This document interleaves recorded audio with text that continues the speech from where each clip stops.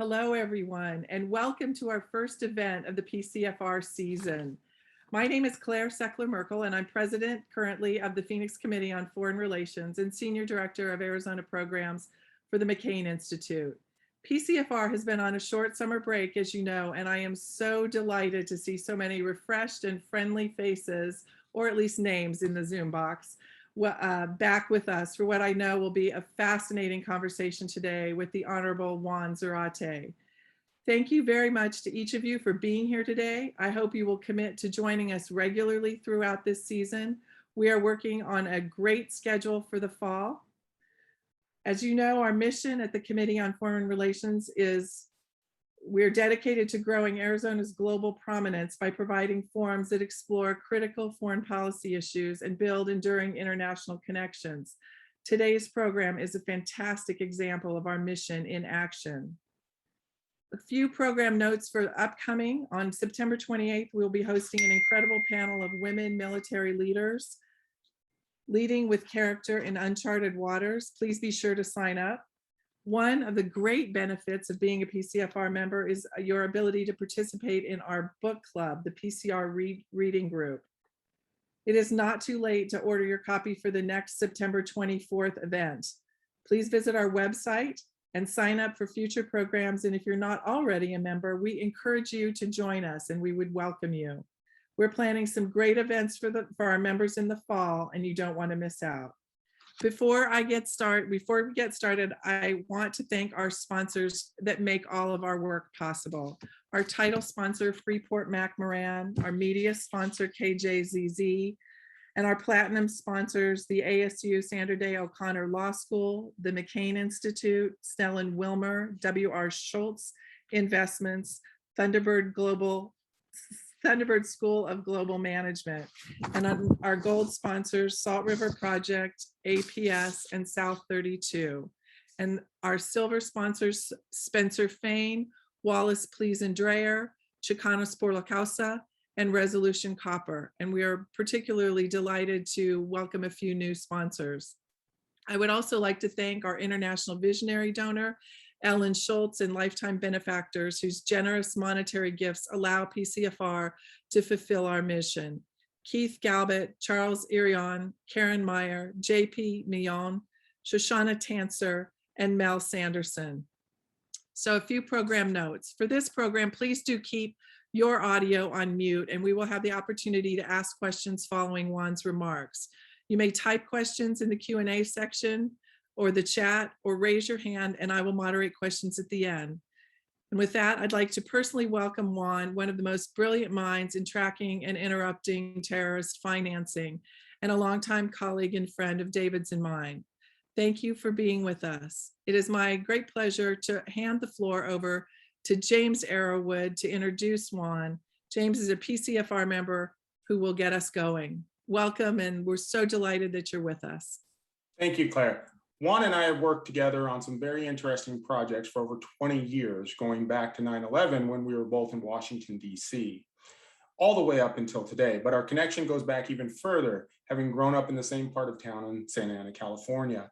In summing up our speaker today, I'm reminded of a well-known quote from Winston Churchill: "You have enemies, good. That means you've stood up for something sometime in your life." Juan has enemies because he not only stood up, but he stepped up to the plate front and center in one of the most dangerous times in our country's history, going after some people who wanted to do very bad things to undermine democracies throughout the world. Juan put his name out there publicly, undetoured, for a government salary when he could have taken any number of very high-paying job offers out of Harvard Law School. I'm glad that some 20 years later, he's now out of the direct line of fire and in the private sector at K2 Integrity, and hopefully able to enjoy the fruits of his labors. So thank you, Juan, for graciously educating all of us through today's PCFR program so we have a better understanding of our changing world. With that, we welcome Juan Zarate. James, thank you so much for that kind introduction. I always love not only being introduced by a friend, but a fellow Santa Ana native and Westerner, so I appreciate it. Claire, I want to thank you and your husband, David, for your years of friendship and camaraderie, and certainly for hosting me today. I'm honored to be with you all and to serve as the inaugural speaker for PCFR for this session. So thank you for everybody taking time. Claire and James, what I thought I would do per the description of the talk is talk a bit about the changing landscape. And certainly I'm happy to talk about what has happened in the wake of the Taliban takeover in Afghanistan. But what I really want to talk about is the changing geoeconomic landscape, which has put the issues of illicit finance, financial power and sanctions, and issues of broader national economic security at the forefront, not just of national policy, but of international competition and even conflict. So I want to talk through what that geoeconomic landscape looks like.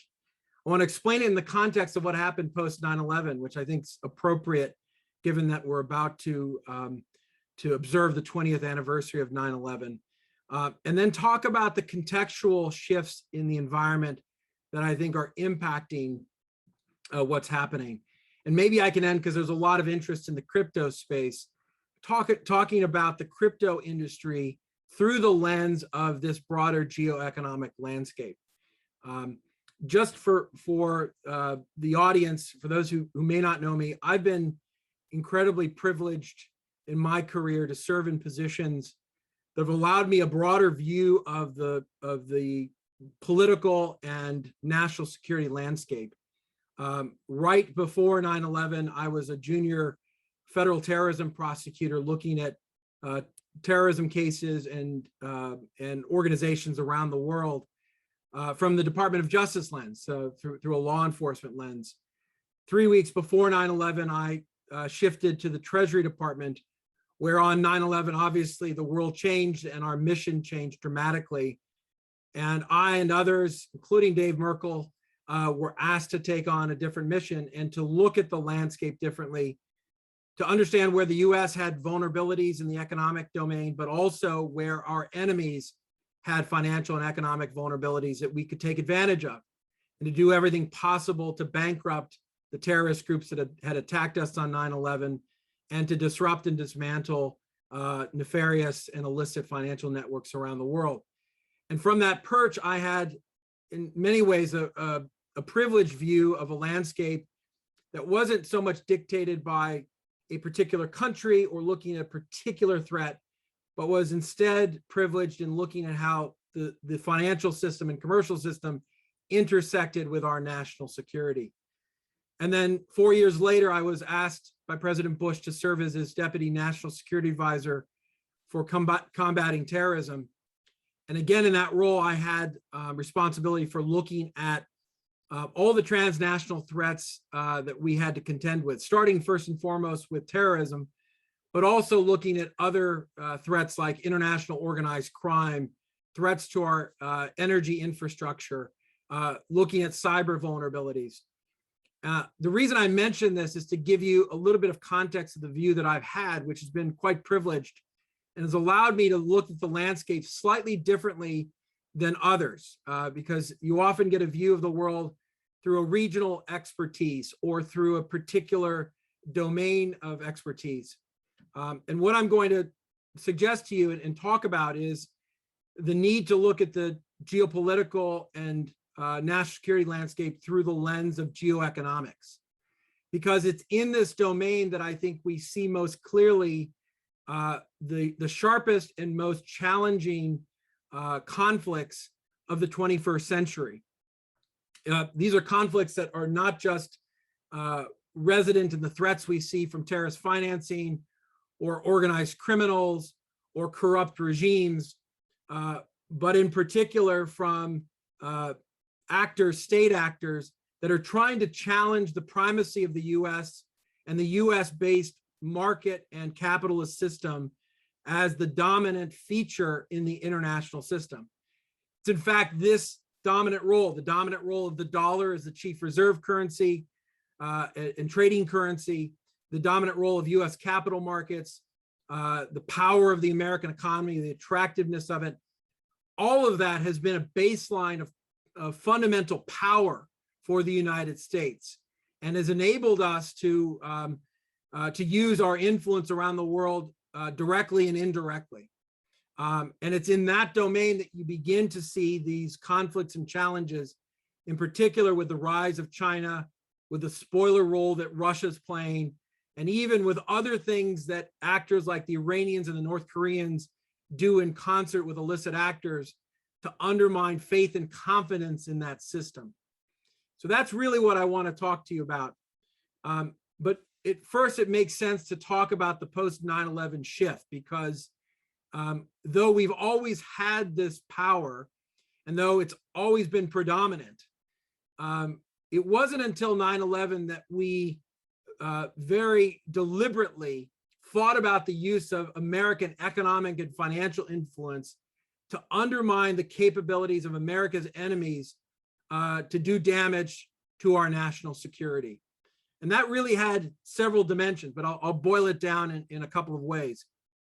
One, we were asked, certainly at the Treasury Department, to think differently about how we used financial information, financial authorities, and our tools and suasion to be able to unplug and isolate rogue actors from the international financial and commercial system.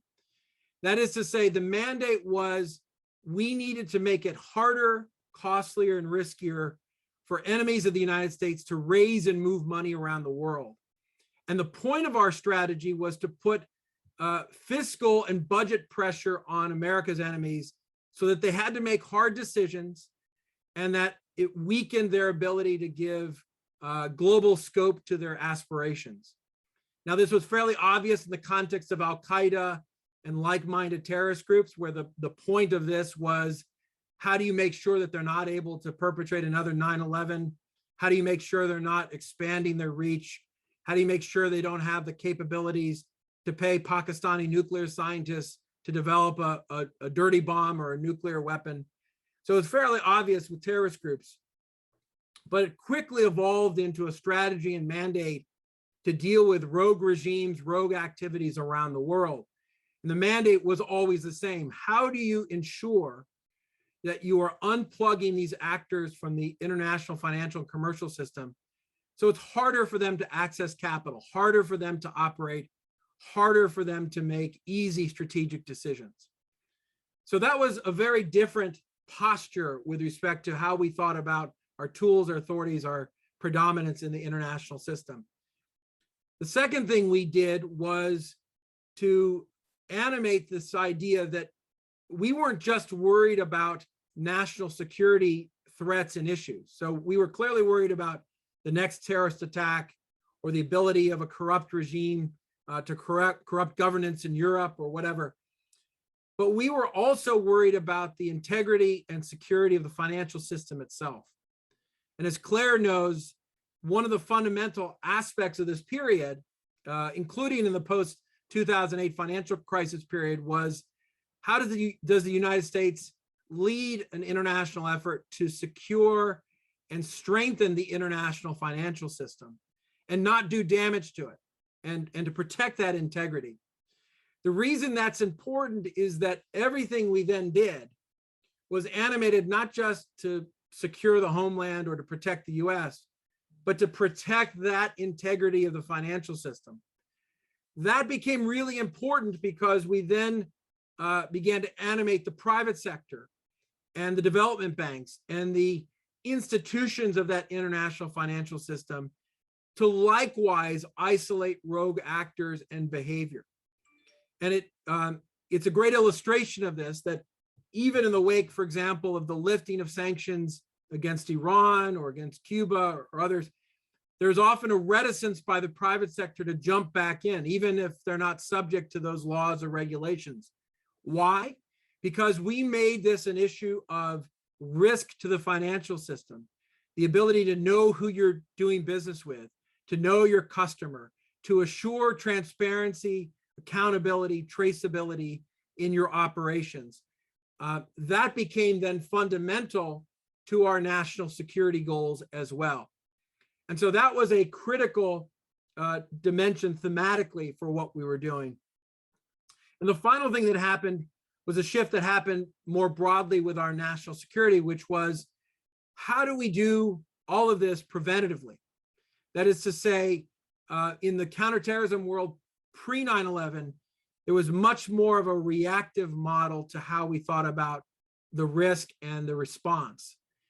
In the post 9/11 world, the animating feature was how do we prevent future attacks, and how do we move the national security system into a more preventative model for how we think about risks and vulnerabilities.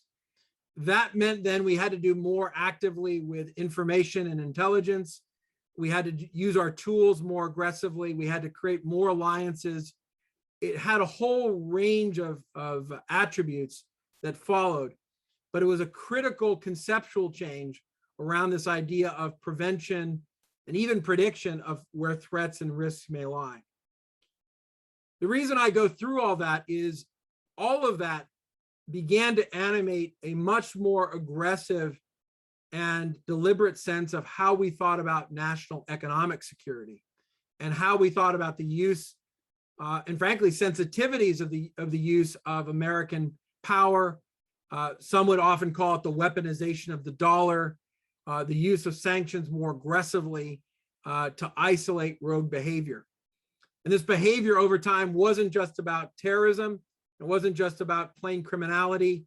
You began to see over a period of several administrations, the use of sanctions and these measures to deal with cyber malicious activity, proliferation finance, under the Global Magnitsky Act now, human rights and corruption, even thoughts of use for things like wildlife trafficking and eco crimes. So the entire paradigm of how to use these tools and strategies of financial and economic isolation become more a part of the landscape. This then is important in understanding the current context of what's happening around the world, because in the first instance, you have this idea of national economic security now being articulated by the US government. I think the Trump administration did it quite explicitly in the prior administration in the national security strategy, where for the first time it was articulating a much more aggressive, much more obvious, broad national economic security approach, to the point where in the national security strategy, the administration talked about the defense, for example, of America's innovation base as a critical national security factor. And in this administration, you have the Biden administration calling for the elevation of anti-corruption efforts to the level of key national security goals, with reports coming back in the next couple of months from departments and agencies. But what you have had emerge is a spectrum of tools and policies that in combination form part of a much broader national economic security approach. The sanctions and anti-money laundering tools that were amplified post 9/11 are fairly obvious in that domain, but you have an expansion of export controls and controls around secondary exports of high-end technologies. You've had the expansion of investment security protocols and laws through the Committee on Foreign Investment in the US, the passage of the FIRMA Act, which has strengthened scrutiny of foreign investment in key national security industries in the US. You also have positive economic power. You have the creation of the Development Finance Corp, the expansion of the Exim Bank, all of which are intended to provide US government capital in aid of private sector investment around the world, in part to do battle with China's One Belt, One Road BRI program. So there's a whole range of tools, strategies, and implementation underway in the national economic security space. And part of that is a reflection of this evolution post 9/11. Part of this, though, is also a reflection of the second factor in the environment, which is a change in the power dynamics around the world. And certainly with the rise of China, and not just the rise of China, but the rise of alternate systems that are challenging the liberal Bretton Woods-based model that has been led by the US since World War II, where state authoritarian capitalist systems are now not only growing in strength, but exporting their models, exporting their technology, and having their state-owned enterprises, as we've seen with some of the Chinese giants, begin to expand well beyond their borders and well beyond the Chinese market. And so what you have is a reaction to a very different power dynamic around the world, where the shifting power dynamics have changed over time, and the center of gravity has moved further east toward China. In addition, you've had not just the rise of China and not just the role of actors like Iran, North Korea, and others, as I mentioned earlier, to play spoiler roles, but you've also had the admixture of actors in the environment, creating asymmetries of power that are very difficult for the United States to deal with, and in particular in the economic and financial domain. This is to say, we have state competitors competing in the economic domain that are very much willing and able to work through and to leverage proxies, be they obvious proxies or hidden hand proxies in the environment in order to undermine US interests. Sometimes this takes very direct form in the case of cyber hackers and networks. For example, the Russians are known to use organized criminal networks for their benefit. We know that the Chinese often have what are known euphemistically as teas with their Chinese hackers discovered in order to enlist them in Chinese efforts or otherwise face penalties. And we know the North Koreans have not been shy about doing business with anyone they can to raise money for their regime. Everything from counterfeiting of the US $100 bill, known as the super note because it's so good, all the way to their crypto and cyber heists that have gained them over $2 billion of revenue in recent years as a result. And so in this environment, you have actors that are willing to intermingle, whether it's virtually or in real terms, and operate in order to profit through their illicit activities, as well as to attack and undermine the US-based financial and economic system, if not also attack actual US companies. We've done a report now a couple of years old on something we call cyber-enabled economic warfare that we know several of America's competitors have been engaged in, to use cyber tools not just to attack or to gain access to IP or data systems, but also to undermine the ability of key American companies to do business, to drive them toward bankruptcy, to challenge them fundamentally in the marketplace in ways that are not competitive, right? A whole host of tools used to undermine US companies. In addition, with all of those changing dynamics, you have the democratization of information and technology. And I'm going to get into this in just a moment in talking about crypto and digital technologies. But all this is harder to then manage, harder to control, harder to understand, especially when non-state actors, individuals are willing to engage in illicit activity, are willing to engage with state actors to undermine US interests. And so the ability to use cyber tools, the ability to engage in peer-to-peer financial transactions, the ability potentially to use DeFi technologies, all creates enormous challenges for what is the traditional system for regulation, monitoring, tracking that we've seen over time.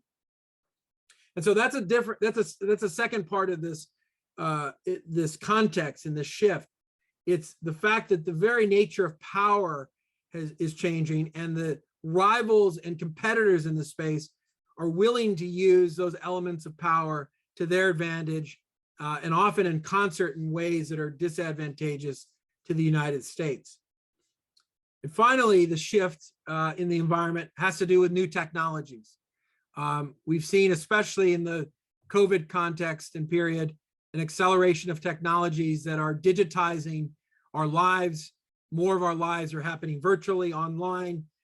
More of our identities are being defined by our digital dust and our detritus that we leave on the internet or on open systems.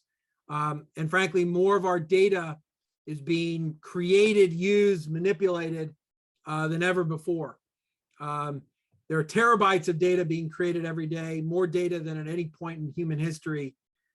Data is being aggregated, used, accessed in some dramatic ways, while the economy is being digitized and made more efficient with new technologies, which again creates a host of opportunities, which are enormously valuable, but also creates enormous challenges, especially as we've seen state actors like the Chinese trying to do everything possible to aggregate data and to control access to technologies and data in ways that are, at this point, fairly obvious.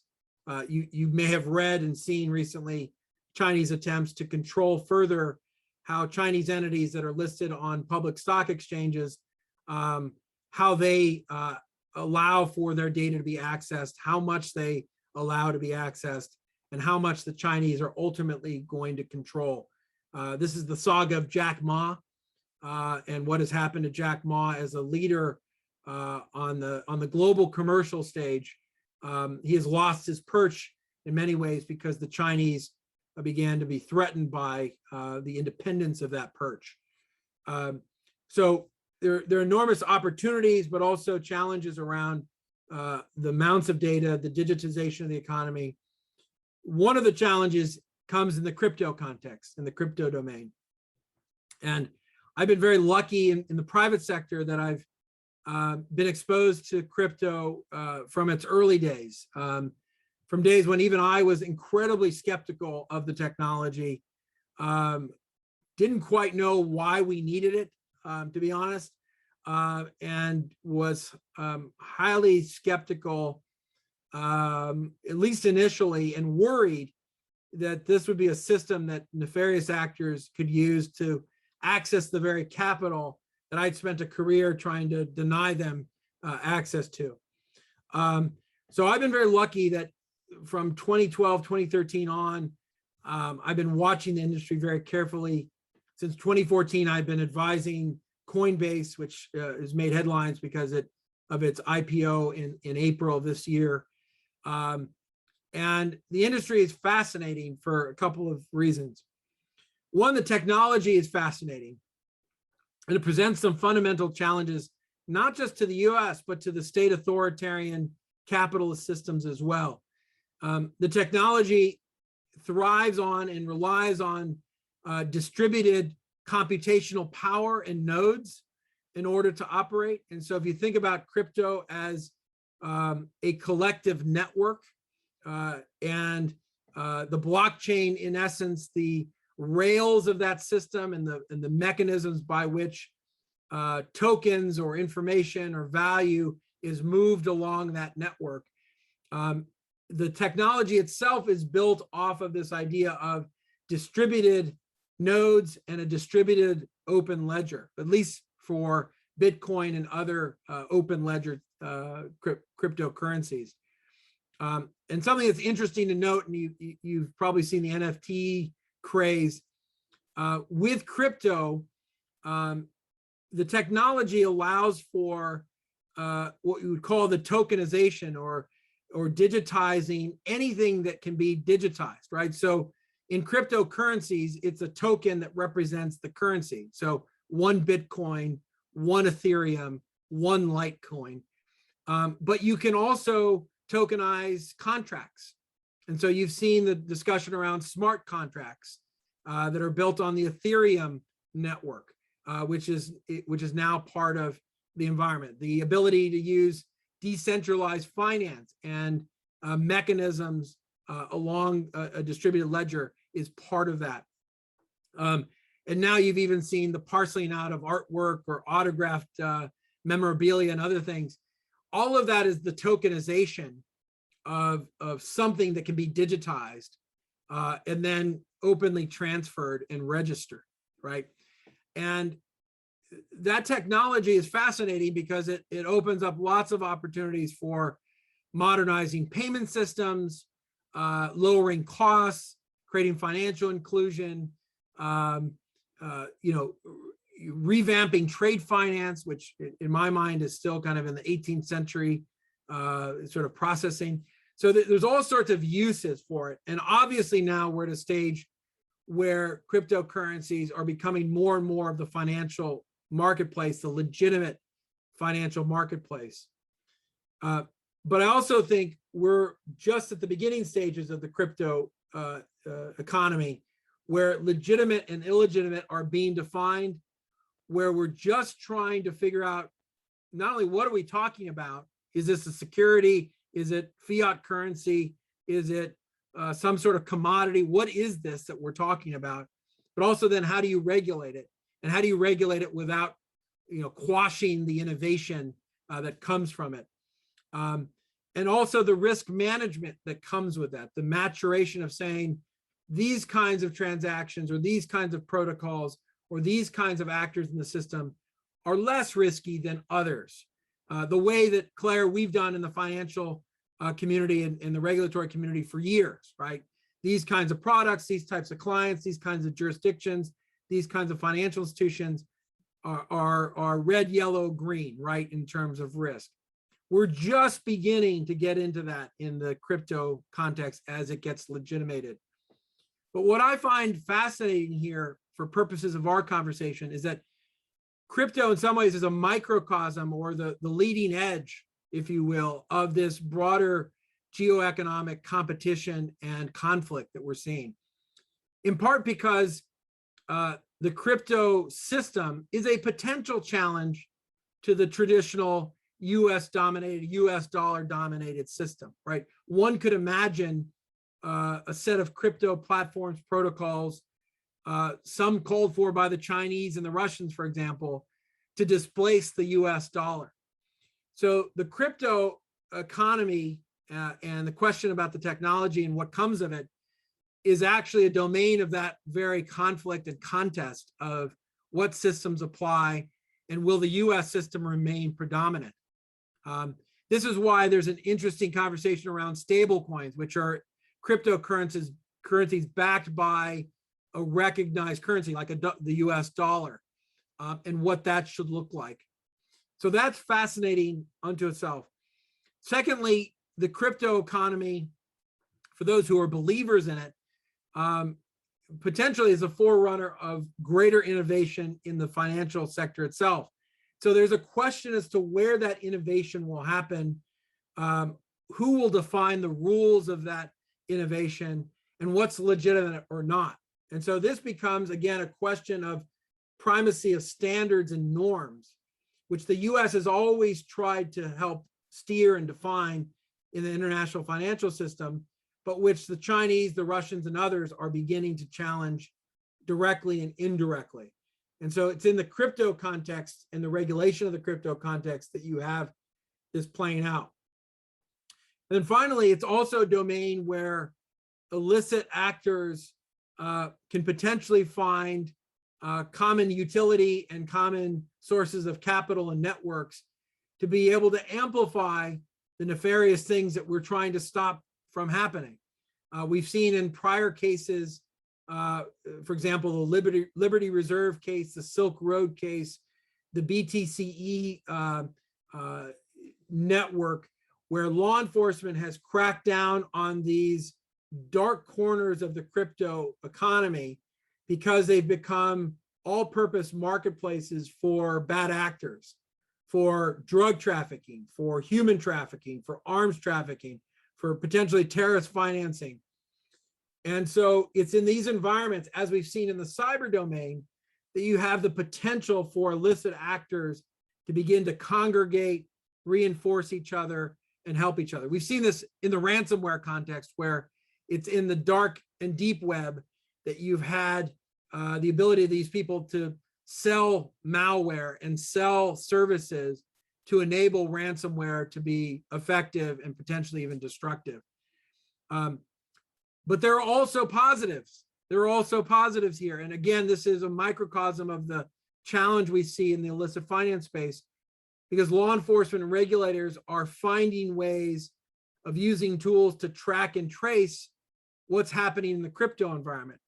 In fact, many would argue that in the crypto environment, especially with open ledgers, transactions are even more traceable than if you were to have actors trading in cash, for example.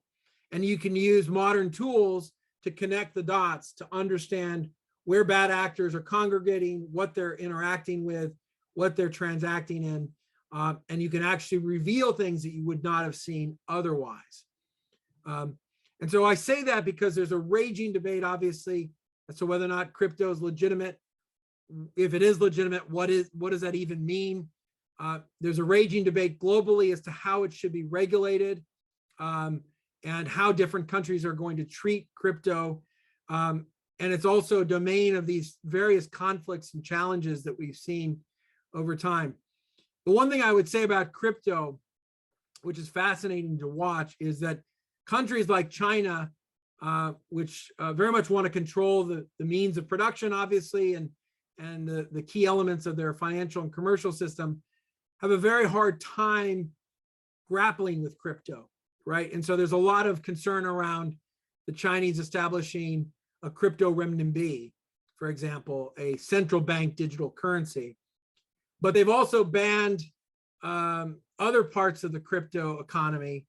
And those are parts of the economy that they can't control.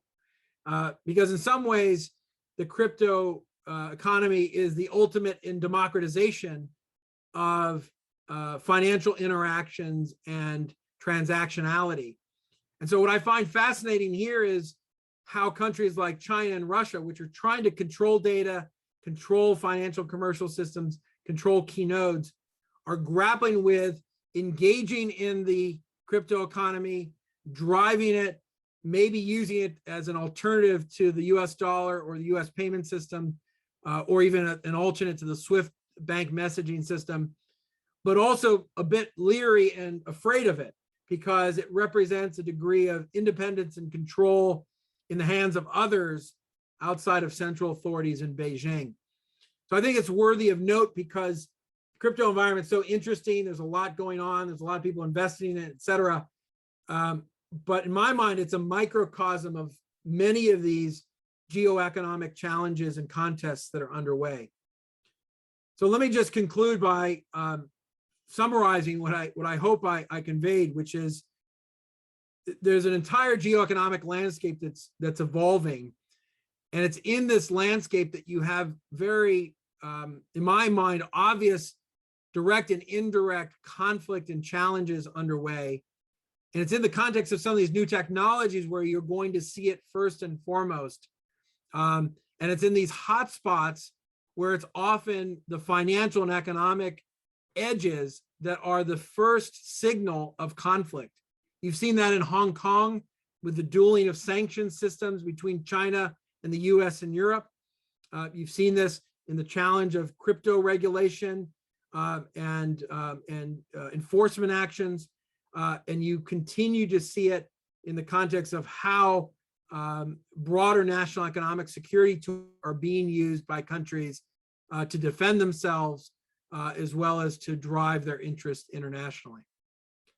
So Claire, James, Tina, let me stop there. I'm happy to answer any questions.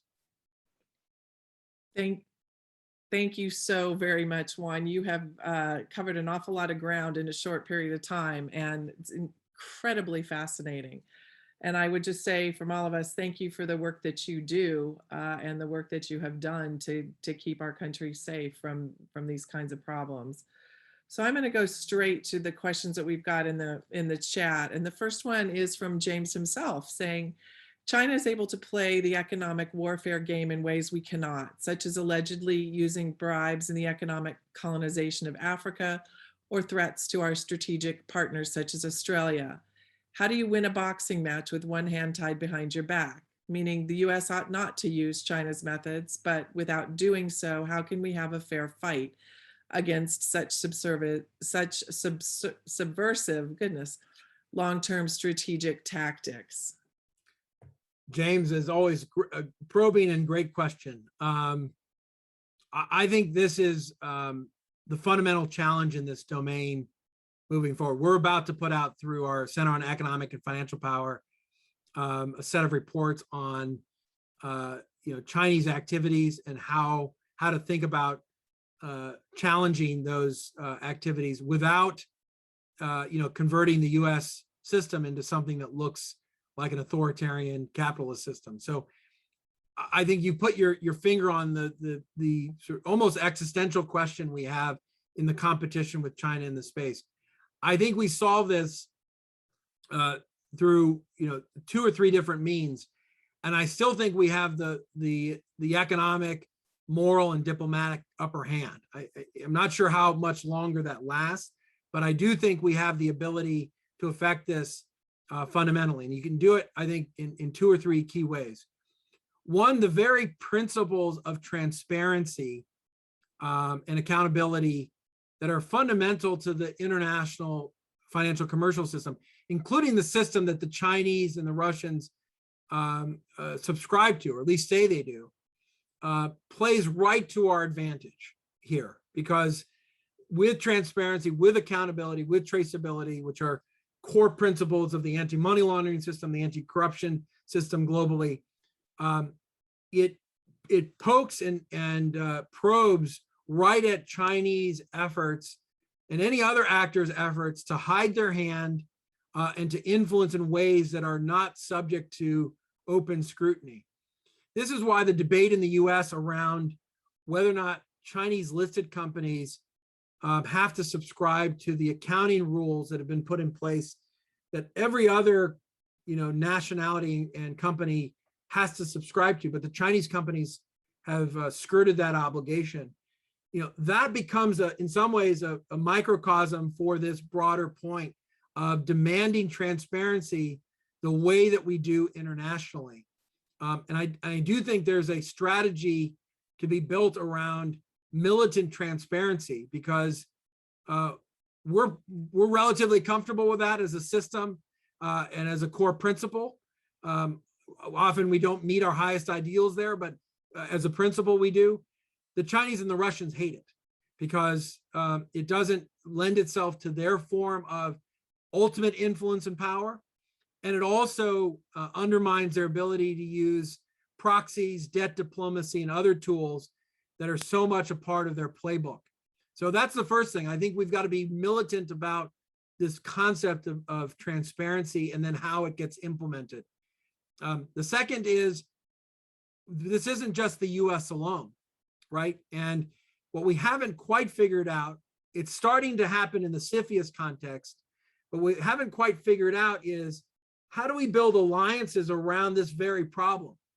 Which is to say, the Australians have this issue, the Japanese have this issue, the UK has this issue, the Europeans, all of those, and we all want to do business with China. It's not about isolating China so we don't do business, but we want to do business the right way, and we want them to play by the rules. There's enormous power in Japan, Singapore, Australia, Latin American countries, the UK, everyone applying these rules. And again, the precursor of this is really happening in the CFIUS domain, where other countries like the UK and Australia, and now the European Union, have put in place very American-like systems to scrutinize Chinese investment in key industries and key technologies. And so that's a second dimension, James, where I think we need to be much more aggressive about our alliance structure for these purposes, right? And not just kind of an add-on, but fundamentally for this purpose. And the third is, we need to go on the offense.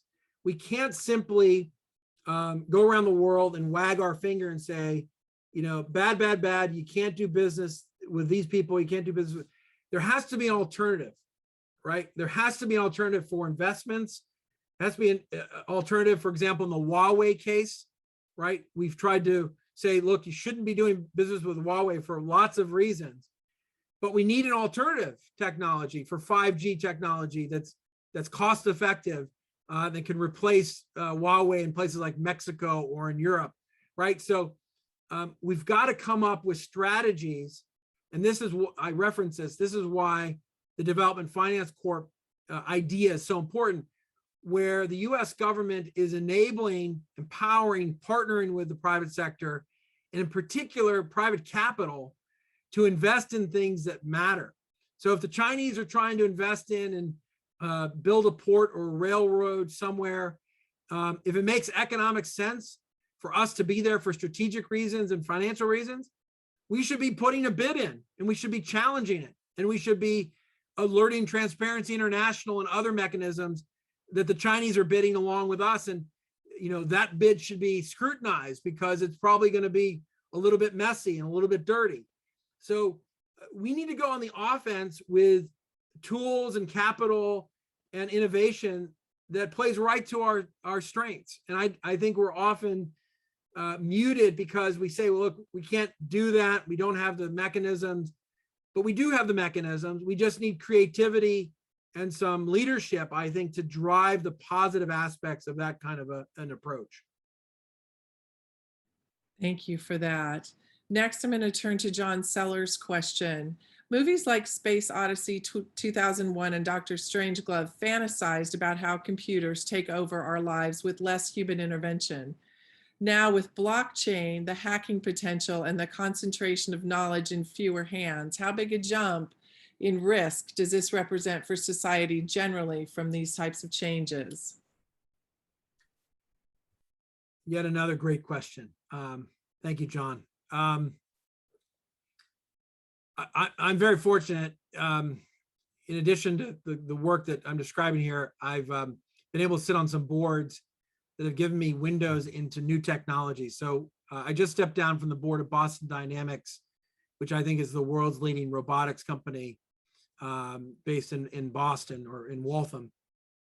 I sit on a space technology and satellite company board. I sit on a quantum computing company board, and I've been obviously watching the crypto space carefully through the lens of Coinbase. I do worry about this issue perhaps a bit more than others do, in part because I'm watching the evolution of machine learning and artificial intelligence in parallel with the power of quantum computing, which is much more of a reality than I think people realize. The Chinese have already begun to encrypt their space-based communications using quantum encryption. We know that quantum encryption is now commercialized. The company on whose board I sit commercializes it, and so data is more at risk. Compute is going to grow exponentially, and in concert with natural language processing and artificial intelligence, you do run the risk of machines and systems growing more and more automated. There's no question. This has been a debate for many, many years now in the defense sector because of automated defense systems, many of which we have in place. Iron Dome from Israel, some of our Aegis class, vessels have defense mechanisms that are automated. There's automations already in the environment and has been for some time. So the question of how you build systems that have humans in the loop, that don't allow for this kind of automation is critical, but it's something I worry about.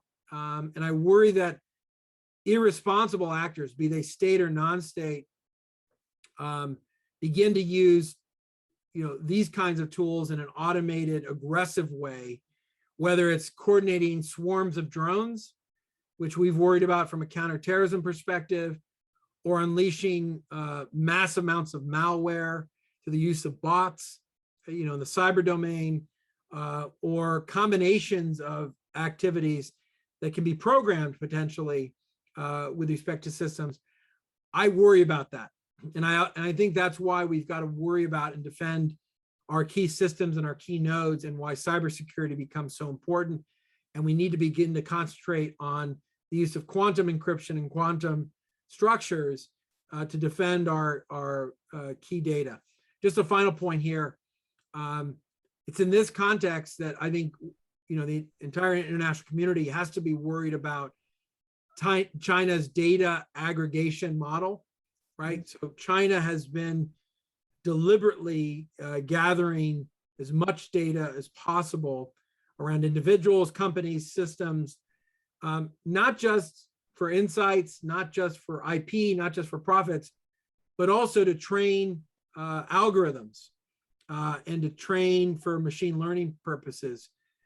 Data scientists will tell you that the best machine learning, the best artificial intelligence is based off of not the wisdom of the scientists, but on the training data that it has access to, right? So it's the amount of data, the type of data that you can then train in and through that becomes important. And watching the canary in the coal mine of Chinese surveillance technology and regimes is really important here, because it will tell us something about how they're automating, how they're using their data, and what comes next. It's also another reason, sorry for the footnote, it's another reason why what they're doing with Didi, the Chinese ride-sharing application, is so interesting.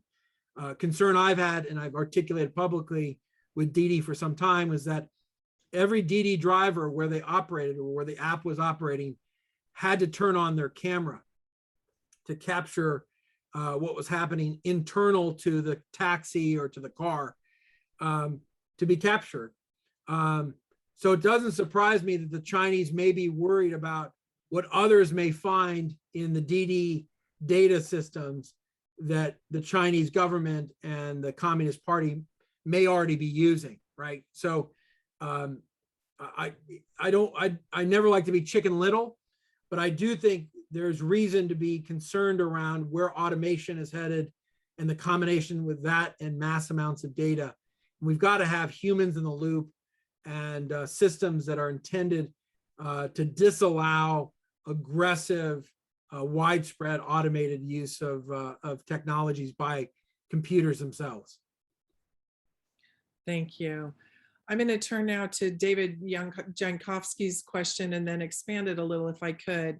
His question is, can you discuss the circumstances behind the Taliban not being able to access Afghan Forex reserves held in the US Central Bank? And I would love to just tag on to that. What is the US leverage in general with Taliban deposits all around the world, and how do we best use that for our diplomatic purposes at this point?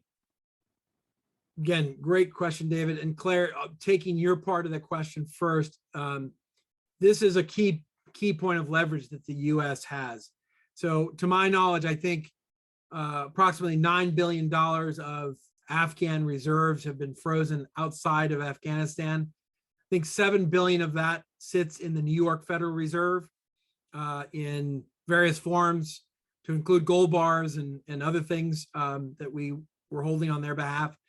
So this is enormous leverage. And by the way, a very obvious demonstration of the power of the US financial system in these kinds of contexts, which is our ability to freeze, to hold, to safeguard assets that have been placed in our hands on behalf of a central bank.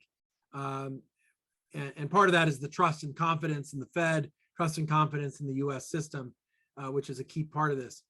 But it is a key element of leverage, Claire. So you can imagine if there are, negotiations with the Taliban around their government, their activities, how they may operate vis-a-vis Al-Qaeda, other things. The ability of the Afghan government, as constituted by the Taliban, to access the $9 billion or to leverage off of it is critically important if they're going to govern with any degree of sort of modern legitimacy or scale, right? The Taliban can operate the way they've operated to date, selling, opium and doing the small scale taxing and things that they've done. But if they're going to actually run a government and do things, they're going to need these kinds of reserves. So it becomes a huge point of leverage if we get into a point of negotiations. By the way, this is not the first time we've done this. We've done this over and over again whenever there's been a change of government, where there's been civil war, coup d'etat, recall when Saddam Hussein invaded Kuwait, we did this with Kuwaiti foreign reserves to make sure that the Saddam Hussein regime couldn't, pilfer the assets of the Kuwaiti central bank. So this is a typical safeguarding role that the U.S. and other central banks have played to make sure that bad actors that may not be legitimate or may not be recognized by the international community don't get access to what should otherwise be assets for the use of the country.